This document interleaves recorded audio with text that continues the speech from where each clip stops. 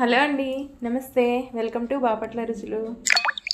ఈరోజు వీడియోలో మార్నింగ్ బ్రేక్ఫాస్ట్లోకి కానీ లంచ్లోకైనా డిన్నర్లోకైనా కానీ సూపర్గా ఉండే గోంగూర పులిహోరని చూద్దామండి. ఇది మన ట్రెడిషనల్ రెసిపీ అండి. ప్రసాదంగా పెట్టుకోవడానికి కూడా సూపర్గా ఉంటుంది. పిల్లలకు కూడా చాలా చాలా నచ్చుతుంది. వాళ్ళకి లంచ్లోకి పెట్టడానికి సూపర్గా ఉంటుంది. ఎక్కువ ప్రాసెస్ లేకుండా చాలా సింపుల్గా చేసుకోవచ్చు. టేస్ట్ మాత్రం అద్భుతంగా ఉంటుందండి. ఎక్కువగా నిమ్మకాయ పులిహోర, చింతపండు, మామిడికాయతో చేసుకుంటుంటాం కదా. ఇలా గోంగూరతో ట్రై చేయకపోతే ఒకసారి కంపల్సరిగా ట్రై చేయండి. టేస్ట్ బాగుంటుందండి. ఇంకెందుకు లేటు, ఈ కమ్మని గోంగూర పులిహోరని ఎలా తయారు చేయాలో వీడియోలోకి వెళ్ళిపోదాం. ముందుగా కడాయి ఒకటి పెట్టేసుకోండి. 2 స్పూన్స్ వరకు ఆయిల్ వేసుకోవాలి. ఆయిల్ కొంచెం వేడైన తర్వాత గోంగూర కట్టలు నేను 2 తీసుకున్నానండి, పెద్ద సైజులో ఉండే కట్టలు. ఇలాగా శుభ్రంగా కడిగేసుకొని మొత్తాన్ని ప్యాన్లో వేసేసుకోవాలి. నేను తీసుకునేది బాగా పుల్లటి గోంగూర. ఈ పులిహోర కల్లా పుల్లటి గోంగూరతో చేసుకుంటేనే టేస్ట్ బాగుంటుంది. ఇలా కలుపుకుంటూ గోంగూర బాగా ముద్దగా అయ్యే వరకు ఇలా కలుపుకుంటూ ఉడికించుకోవాలి గోంగూరని. వాటర్ అయితే ఏం వేయకండి, ఇలా ఆయిల్లోనే దీన్ని ఫ్రై చేసుకోవాలి. ఇలాగా 5 మినిట్స్ కల్లా ఇలాగా ముద్దగా అయిపోతుంది. ఇలా మొత్తాన్ని కలుపుకున్న తర్వాత దీన్ని ఒక ప్లేట్లోకి తీసేసుకోవాలి. ఇది ఉడికాక నాకు 1 కప్పు వచ్చిందండి. తర్వాత అదే ప్యాన్లోనే 2 టేబుల్ స్పూన్ వరకు ఆయిల్ వేసుకోండి. 2 స్పూన్స్ వేరుశనగ గుళ్ళు వేసుకోవాలి. ఇలాగా వేరుశనగ పప్పు కొంచెం ఫ్రై అయిన తర్వాత 1 స్పూన్ ఆవాలు, 1 స్పూన్ మినపప్పు, 1 స్పూన్ పచ్చిశనగపప్పు, 1/2 స్పూన్ జీలకర్ర వేసుకొని ఫ్రై చేసుకోవాలి.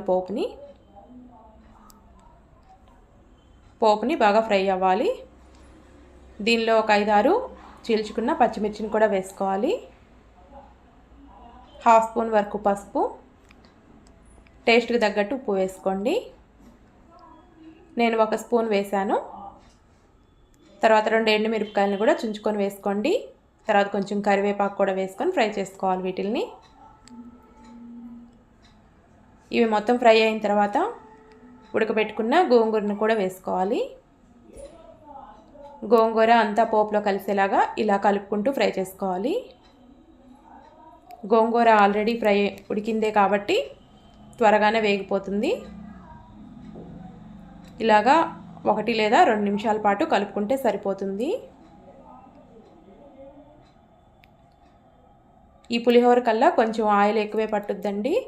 కొంచెం ఆయిల్ వేసుకోండి. ఆయిల్ తక్కువైతే నేను ముందుగానే రైస్ పొడి పొడిగా ఉడకబెట్టుకున్నాను. ఇవి క్వాంటిటీ వచ్చేసి 2 గ్లాసులు రైస్కి 3 గ్లాసెస్ వాటర్ వేసుకొని కుక్కర్లో 2 విజిల్స్ వచ్చే వరకు ఉడకబెట్టుకోవాలి. ఇలాగా ఉడికిన తర్వాత పూర్తిగా చల్లారి పెట్టేసుకోవాలి. దీనిలో 1 స్పూన్ ఆయిల్ వేసుకున్నాను, 1 స్పూను సాల్ట్ వేసుకొని పూర్తిగా చల్లారి పెట్టుకున్నానండి. పూర్తిగా చల్లారిన రైస్లో ఈ గోంగూర మిశ్రమాన్ని వేసుకోవాలి.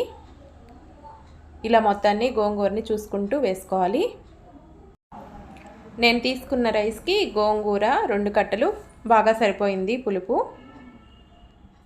ఇలాగా గోంగూర వేశాక పూర్తిగా మొత్తం కలిసేలాగా బాగా కలుపుకోవాలి. దీనిలోకి కొంచెం పులుపు తగ్గినట్లయితే 1/2 చెక్క నిమ్మరసం పిండుకున్నాను. సాల్ట్ చూసుకున్నాను, కొంచెం తగ్గింది కాబట్టి కొంచెం సాల్ట్ కూడా వేసుకున్నాను. నిమ్మరసం సాల్ట్ వేశాక ఇంకొకసారి కలుపుకోవాలి. మీకు నిమ్మరసం వద్దనుకుంటే కొంచెం చింతపండు కూడా వేసుకోవచ్చు. గోంగూర ఉడకబెట్టేటప్పుడు కొంచెం చింతపండు కూడా వేసుకొని మిక్సీ పట్టేసేయచ్చు. అలా అయినా చేసుకోవచ్చండి. ఇంతేనండి, కమ్మని గోంగూర పులిహోర రెడీ అయిపోయినట్లే. ప్రసాదంగా అయినా చేసుకోవచ్చు, లేదంటే మార్నింగ్ బ్రేక్ఫాస్ట్లోకైనా లంచ్లోకైనా కానీ తీసుకోవచ్చు. చాలా చాలా బాగుంటుంది టేస్ట్ మాత్రం. ఒకసారి ట్రై చేయకపోతే మాత్రం కంపల్సరీగా ట్రై చేయండి. వీడియో నచ్చితే లైక్ చేయండి. Thank you.